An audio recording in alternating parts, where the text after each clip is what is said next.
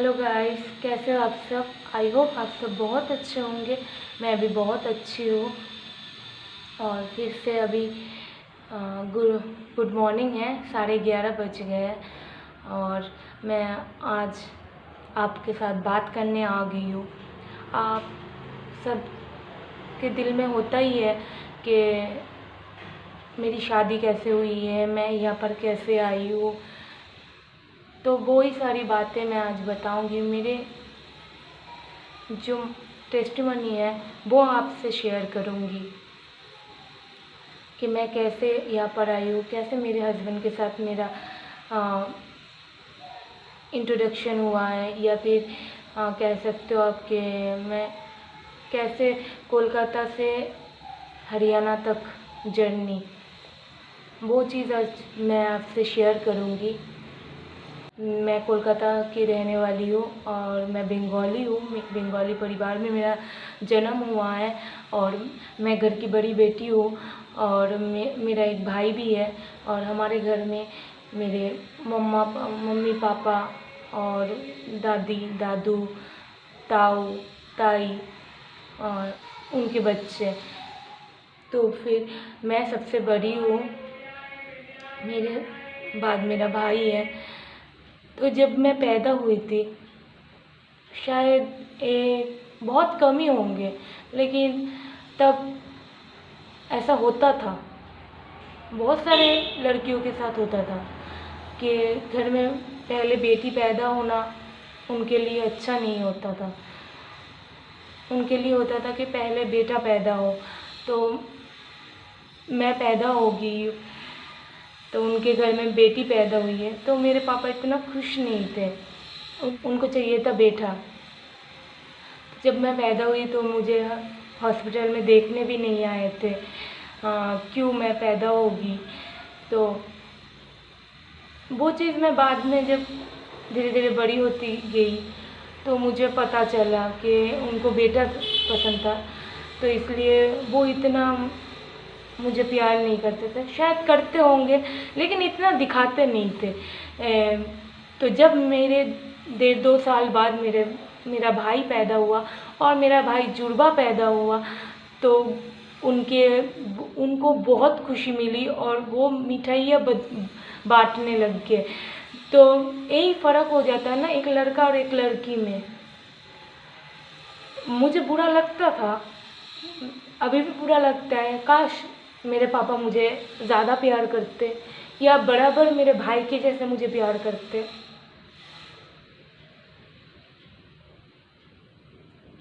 लड़की होना तो गुनाह नहीं है ना,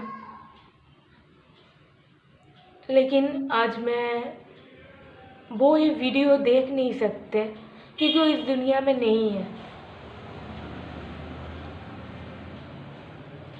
वो 2005 में वो इस दुनिया को छोड़ के चले गए थे।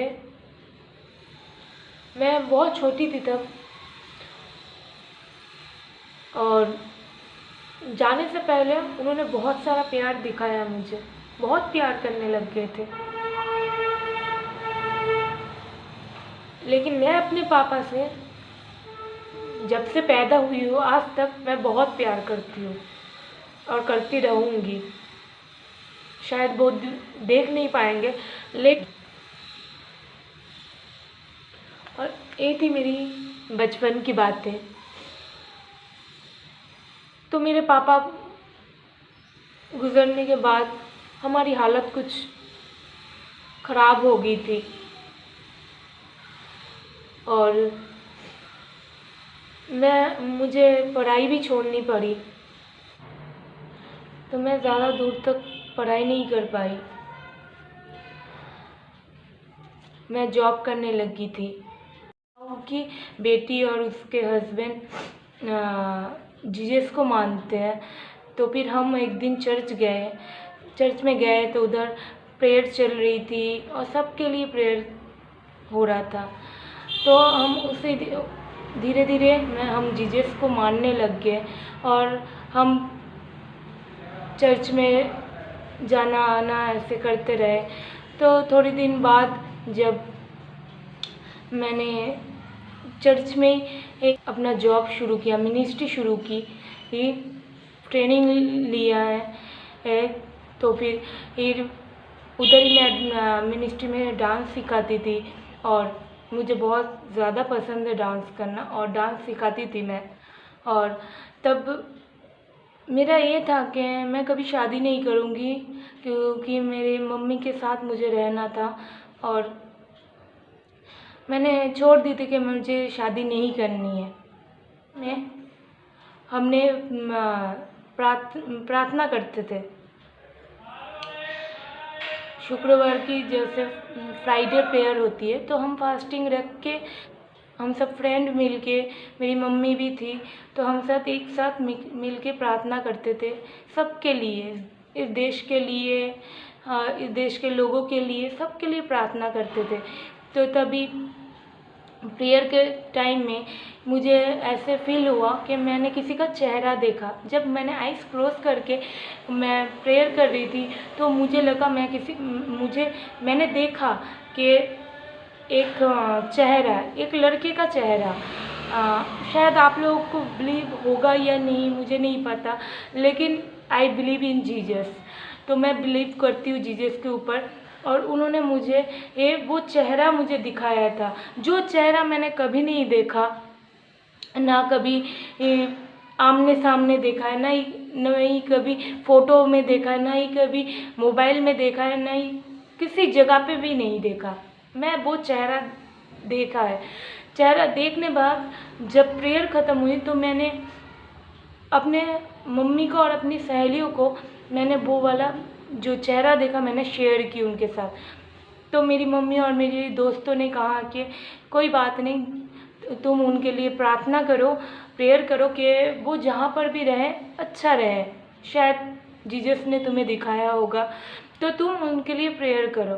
तो मैंने उस दिन से प्रेयर शुरू की उनके लिए कि वो जहाँ रहे अच्छा रहे, उनके जीवन में शांति हो। तो मैंने प्रेयर शुरू की है। तो उसके बाद मैंने वो मिनिस्ट्री में अपना काम करती रही। डांस जगह जगह हमें जाके मिनिस्ट्री करना पड़ता था। तो मिनिस्ट्री करने के टाइम में ये तो 1.5 साल उस बात की होगी थी जो मैंने चेहरा देखा। तो 1.5 साल में मैंने कभी वो चेहरा देखा नहीं ना कुछ, लेकिन 1.5 साल पहले मैंने जब फ्राइडे को मैंने वो चेहरा देखा, उसके बाद से मैं प्रेयर करती थी कि वो जहाँ पर भी रहे अच्छा रहे। और 1.5 साल बाद जब हम एक जगह पे गए मिनिस्ट्री के लिए, तो हमारे मिनिस्ट्री में रूल्स होता है कि जब हम स्टूडेंट लेके जाते थे तो रूल्स होता है कि आप 10 o'clock आपको लाइट्स ऑफ करना पड़ेगा और आपको सोना पड़ेगा। तो सारे स्टूडेंट्स सो गए। तो स्टूडेंट के पास तब फ़ोन नहीं अलाउ होता था, लेकिन स्टाफ थे जो हम उनको देखभाल करते थे, उनके लिए हमारे पास फ़ोन होता था। तो हम सब स्टूडेंट्स सो गए थे।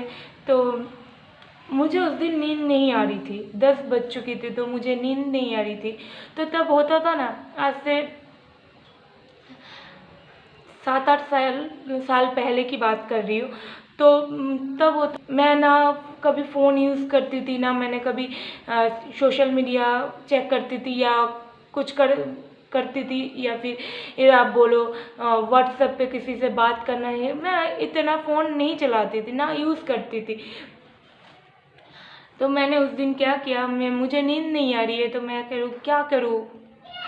तो मैंने तब होता था कि 2 रुपये 5 रुपये लेके लोन लेके आप 3-4 घंटे के लिए आप चला सकते हो। तो मैंने तब 2 रुपये से मैंने, आपको हंसी आएगी, लेकिन तब मैं 2 रुपये लोन लेके मैंने चलो 2 घंटे तो ऐसे ही देख लेंगे या आधा घंटा देख लेंगे, इसलिए मैंने 2 घंटे के लिए मैंने वो लोन लेके फ़ोन में ही लोन लेना पड़ता था 2 घंटे के लिए कि आप जब भी रिचार्ज करो तो 2 रुपये आप उसमें से कट जाएंगे। तो मैंने 2 रुपये लोन लेके मैंने अपना नेट ऑन किया और मैं जब फेसबुक पे ऑन हुई तो मैंने देखा मेरे कोई दोस्त तो ऑनलाइन है ही नहीं, तो मैं किससे बात करूं। तो ऐसे नॉर्मल मैं सारे फ़ोटोज़ वगैरह वीडियोज़ वगैरह ऐसे देख रही थी, तो अचानक कहीं से मुझे हाय लिख के किसी ने भेजा। हाय लिख के भेजा, मैं ना जानती हूँ ना कुछ, तो मैंने भी चलो हेलो कर देती हूँ। मेरे मन में चलो ठीक है कोई नहीं है, तो मैं इनसे ही बात कर लेती हूँ। तो हेलो लिखा है, तो उन्होंने भी मुझे कहा कि how are you, I am fine. मैंने कहा आई एम फाइन। तो ऐसे थोड़ी बातचीत चलती रही कि कैसे हो आप मैंने भी कहा मैं ठीक हूँ। तो हमें इंग्लिश में ऐसे बात करने लग गए।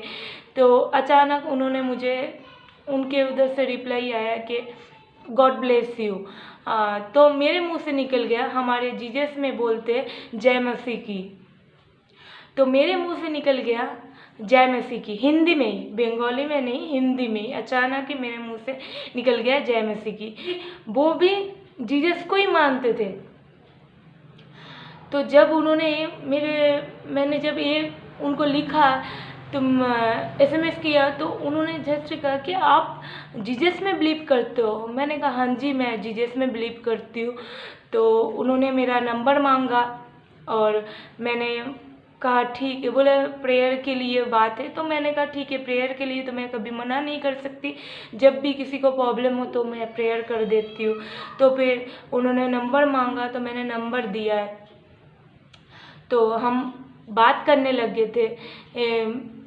तो मैंने अपनी जीवन की कुछ जो बातें हैं तो मैंने उनसे शेयर की। उन्होंने मुझे कहा कि तो उन्होंने ऐसे ही मुझे कहा कि आप मेरे लिए प्रेयर करो और मैं आपके लिए, कि हमारे जीवन के लिए अचानक ये बातें हुई कि हमारे जीवन के लिए परमेश्वर ने क्या रखा है।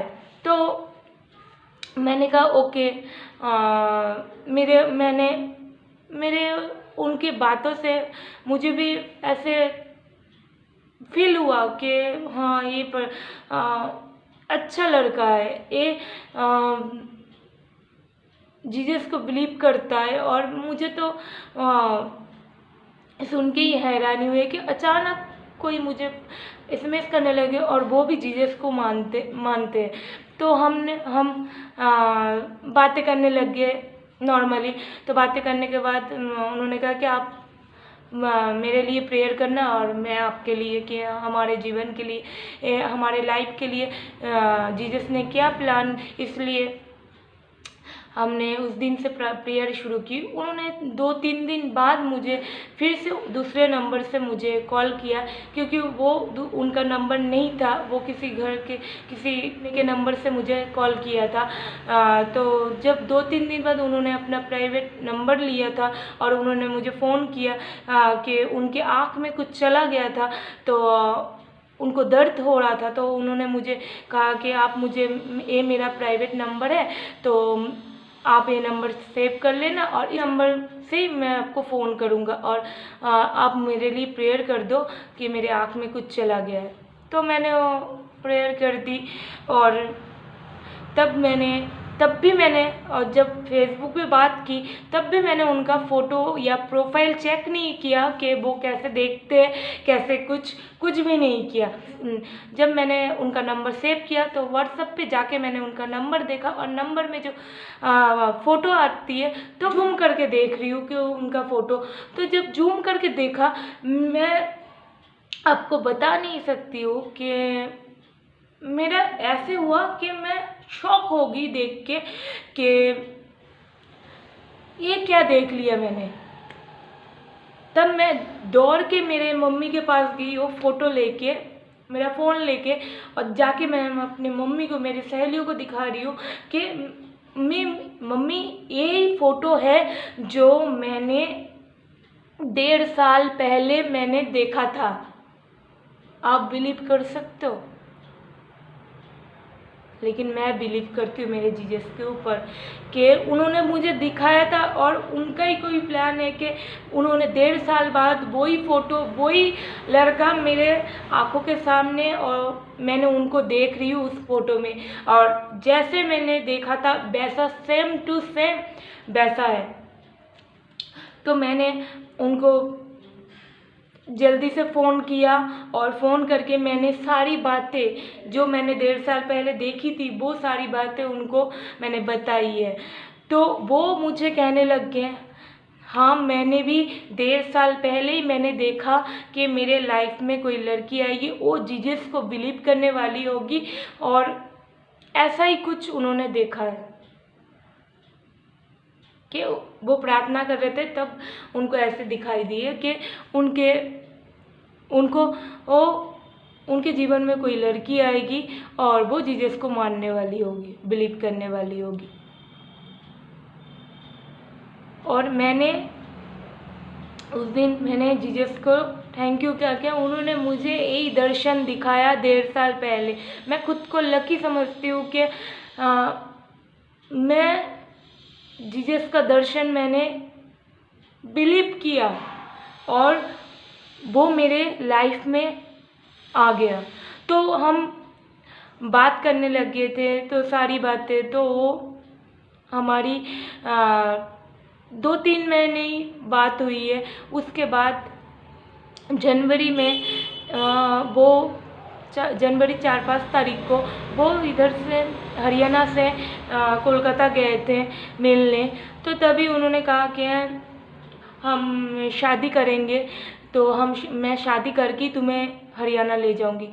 मैं एक बात कहना चाहती हूँ, कोई भी लड़की अचानक शादी के लिए कभी भी राज़ी नहीं होगा, क्योंकि उन्होंने कभी लड़की का घर नहीं देखा, परिवार नहीं देखा, और लड़का क्या करता जानता नहीं है, लेकिन और लड़का कैसा है वो भी नहीं जानती।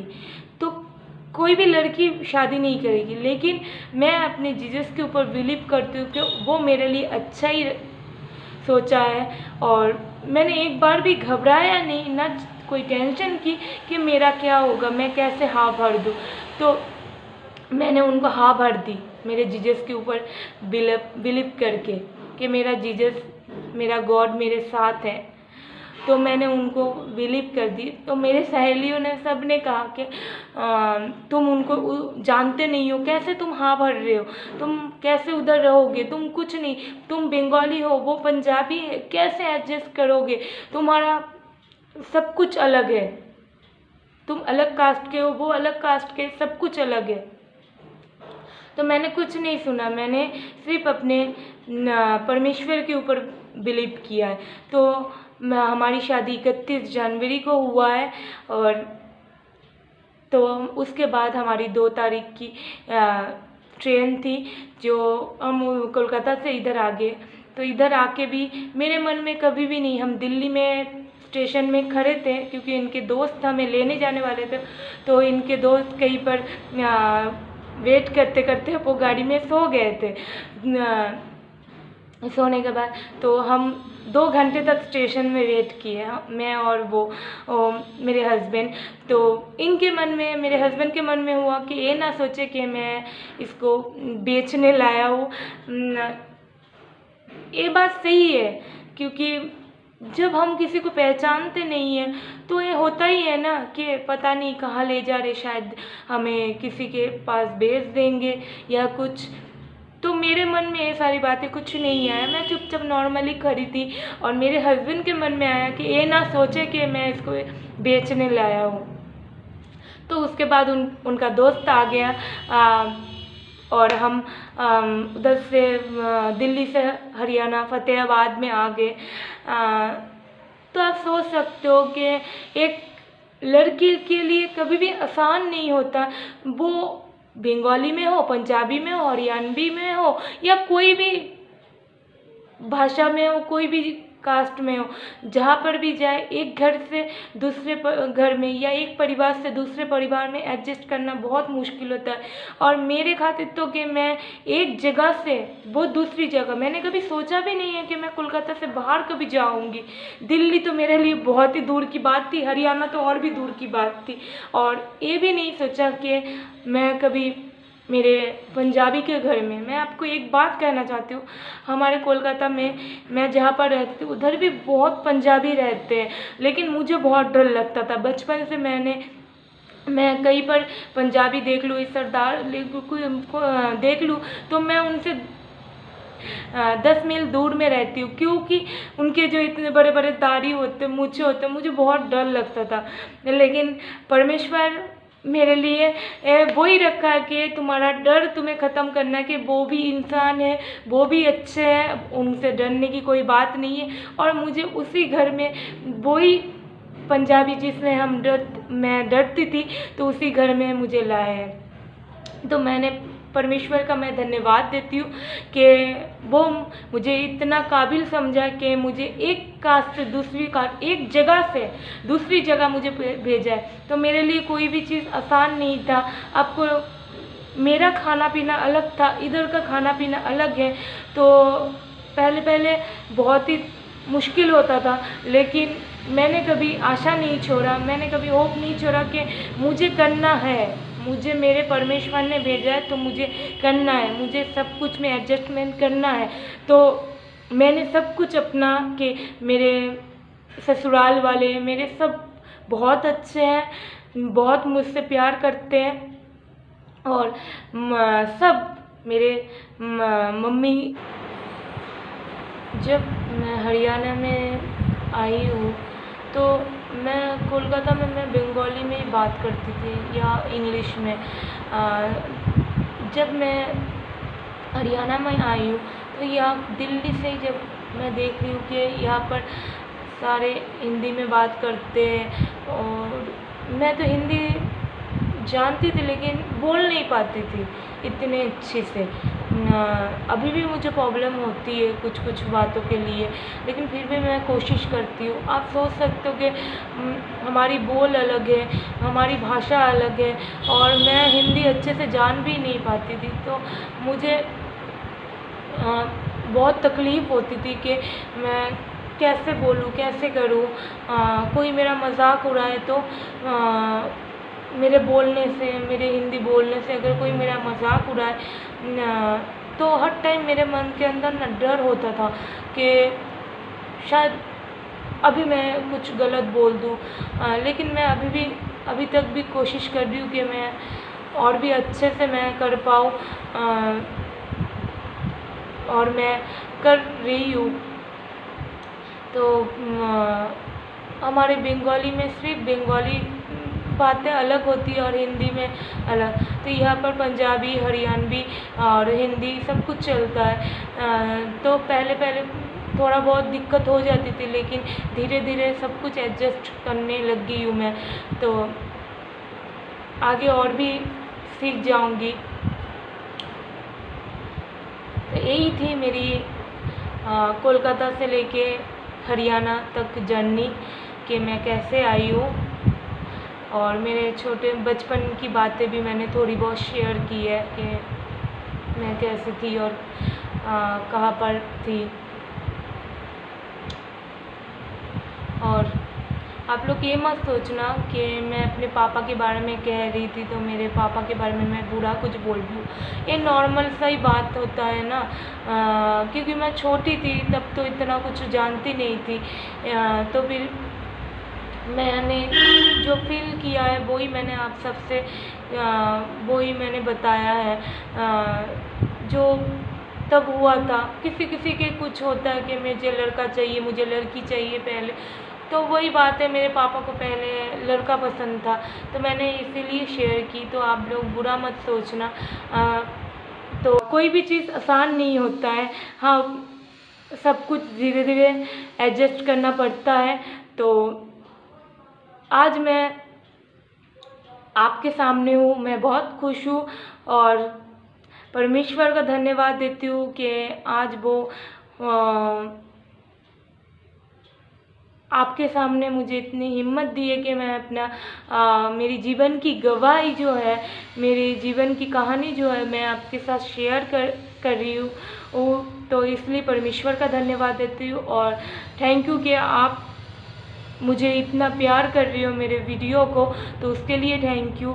और मैं अपने जीवन की जो जो बातें हैं वो मैंने आपसे शेयर की है। आज का वीडियो अगर आपको अच्छा लगा, जो मेरी गवाही है, मेरी टेस्टिमनी है, आपको अगर अच्छा लगा प्लीज़ मेरे कर देना और मेरे चैनल को सब्सक्राइब कर लेना। अच्छे अच्छे कमेंट करना कि मैं आगे बढ़ पाऊँ, और शेयर भी कर देना मेरे चैनल को। लोग अच्छे से रहना, खुद का ध्यान रखना, अपनों का ध्यान रखना, दूसरों का भी ध्यान रखना, सबसे प्यार करना और खुद से प्यार करना। आज के लिए इतना सही। Thank you so much watching this video. फिर से मिलेंगे एक नई ब्लॉग या नई वीडियो के साथ आपके साथ। तब तक के लिए बाय बाय।